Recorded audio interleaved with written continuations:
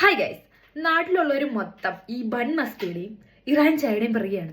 നമ്മൾ ഈ ജർമ്മനിയിലുള്ളവരും അല്ലെങ്കിൽ ഈ അബ്രോഡ് ഉള്ളവരും ഇത് കാണുന്നുണ്ട്. അത് നിങ്ങളൊന്ന് മനസ്സിലാക്കണം.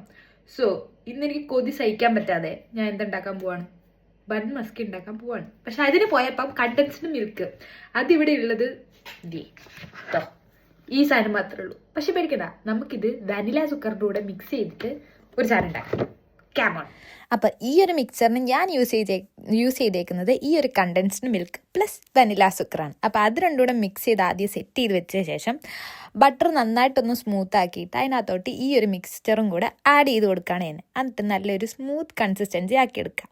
ഈ സമയത്ത് നമുക്ക് ചായയും കൂടെ റെഡിയാക്കാം. അപ്പോൾ ഒരു ഗ്ലാസ് വെള്ളത്തിലോട്ട് 2 ഏലക്കായും അതിനാവശ്യത്തിനുള്ള തേയില ഇട്ടിട്ട് ആ ഒരു ഗ്ലാസ് വെള്ളം 1/2 ഗ്ലാസ് വെള്ളത്തിലേക്ക് ഞാൻ വറ്റിച്ചെടുക്കുന്നുണ്ട്. അത് ഞാൻ എടുത്തേക്കുന്ന ബൺ ഞാൻ ഒന്ന് ഓവന് വെച്ച് ചൂടാക്കി ഒന്നുകൂടെ ഒന്ന് സ്മൂത്തനാക്കുന്നുണ്ട്.